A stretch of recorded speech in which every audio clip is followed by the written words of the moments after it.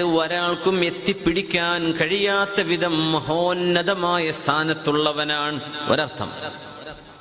മറ്റൊന്ന്, അല്ലാഹു മനസ്സ് സങ്കടപ്പെട്ട് കഴിയുന്ന ആളുകളെ ഞാൻ നിന്നോട് ആവശ്യപ്പെട്ടത് നീ എനിക്ക് നിർവഹിക്കുകയാണെങ്കിൽ ഖഫൈതുക മാ തുരീദ്, നിന്റെ ഉദ്ദേശം എന്തോ അത് ഞാൻ നിനക്ക് സാധിച്ചു തരാം. അല്ലാഹു നിസ്കരിക്കാൻ പറഞ്ഞു, ആ നിസ്കാരം കൃത്യമായിട്ട് നമ്മൾ ചെയ്യാം. അല്ലാഹു നമ്മളോട് ചില കാര്യങ്ങളൊക്കെ ചെയ്യാൻ പറഞ്ഞു, വഞ്ചിക്കരുത്, കളവ് പറയരുത്, ആളുകളെ ബുദ്ധിമുട്ടാക്കരുത്, ആരെയും വേദനിപ്പിക്കരുത്. നീ അതൊക്കെ കൃത്യമായിട്ട് ചെയ്താൽ നിന്റെ ചില ഉദ്ദേശങ്ങളൊക്കെ അല്ലേ, അത് ഞാൻ നിനക്ക് സാധിപ്പിച്ചു തരും, ഞാൻ സാധിപ്പിച്ചു തരും. നേരെ മറിച്ച് വഇല്ലം തുസല്ലിം ലീ ഫീമാ ഉരീദ്, ഞാൻ ഉദ്ദേശിക്കുന്നത് നീ എനിക്ക് നിർവഹിച്ചു തന്നില്ലെങ്കിൽ അച്അബ്തുക ഫീമാ തുരീദ്, നീ ഉദ്ദേശിക്കുന്ന വിഷയത്തിൽ ഞാൻ നിന്നങ്ങട്ട് തളർത്തിക്കളയും, നീ തളരും. എന്നിട്ടോ ثم لا يكون إلا ما أريد, ഞാൻ ഉദ്ദേശിച്ചതേ ഇവിടെ നടക്കുള്ളൂ. കച്ചവടം ചെയ്യണം, പൈസക്കാരനാവണം, സമ്പത്തുണ്ടാക്കണം എന്നാണ് ആഗ്രഹം. പക്ഷെ ആ വഴിയിൽ നീ ഹലാലും ഹറാമും നോക്കിയില്ല, ചതിയും വഞ്ചനയും പാടില്ലെന്ന് പറഞ്ഞത് നോക്കിയില്ല, നീ കാശുണ്ടാക്കാനാ പോയത്. അങ്ങനെയാണെങ്കിൽ അച്അബ്തുക ഫീമാ തുരീദ്, നീ കാശുണ്ടാക്കാൻ വേണ്ടി ഇറങ്ങിയതല്ലേ, ആ യാത്രയിൽ നിന്നെ ഞാൻ ക്ഷീണിപ്പിക്കും, നീ ടെൻഷൻ അടിക്കും, നിന്റെ ജോലിക്കാർ ഓരോരുത്തർ രാജിവെച്ചു പോകും. നീ റെസ്റ്റോറന്റ് തുടങ്ങി കാര്യമായൊരു ഉസ്താദിനെ കൊണ്ടുവന്നതാ, ആ ഉസ്താദ് ഞാൻ ഇവിടെ നിന്ന് പോവാന്ന് പറഞ്ഞ് ഇറങ്ങിപ്പോയി.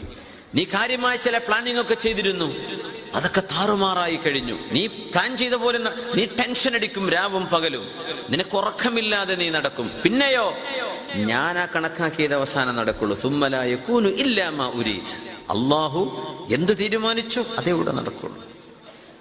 നേരെ മറിച്ച് എന്റെ വിഷയം നീ സാധിപ്പിച്ചു തന്നിരുന്നുവെങ്കിൽ ഞാൻ നിന്റെ വിഷയം ഞാനത് എളുപ്പമാക്കി തരും, ഞാൻ പറഞ്ഞത് നീ നിർവഹിക്കണം.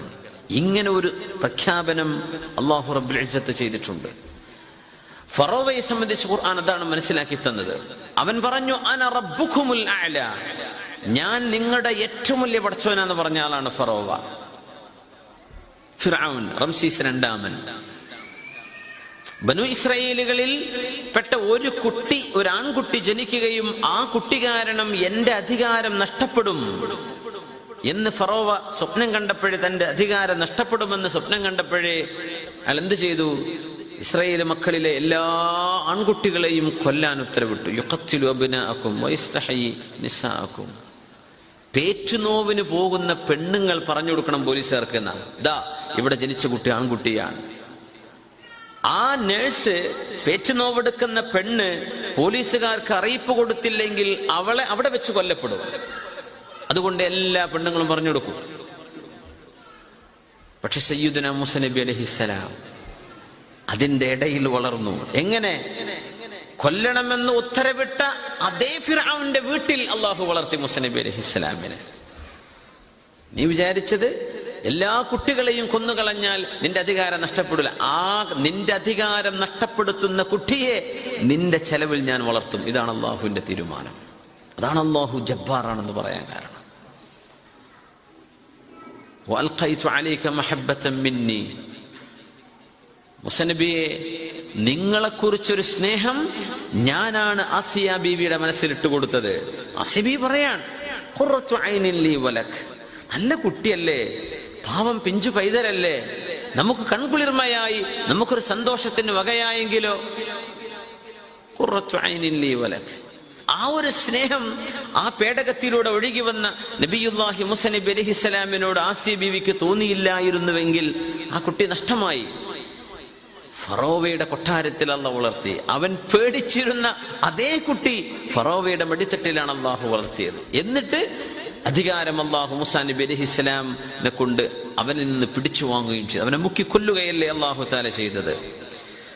وجاوزنا ببني إسرائيل البحر فأتبعهم فرعون وجنوده بغيا وعدوا حتى إذا أدركه الغرق أدركه الغرق قال آمنت أنه لا إله إلا الذي آمنت به بنو إسرائيل وأنا من المسلمين